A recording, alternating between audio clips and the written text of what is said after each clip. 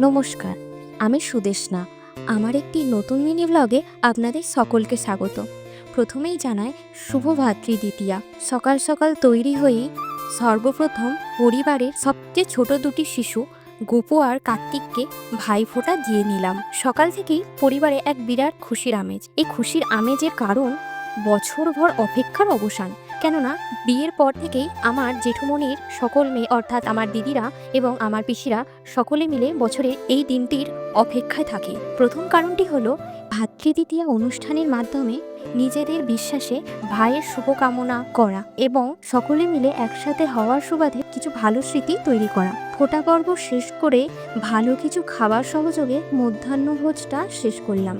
এরপর একটু বিকাল হতেই তৈরি হয়ে বাবার কাছে আবদার করলাম বেলিয়া পর্বনাতে কালী পূজা দেখতে নিয়ে যাওয়ার জন্য। যেতে যেতে বাবা জিজ্ঞাসা করেছিল বন্ধুদের সাথে যায়নি কেন।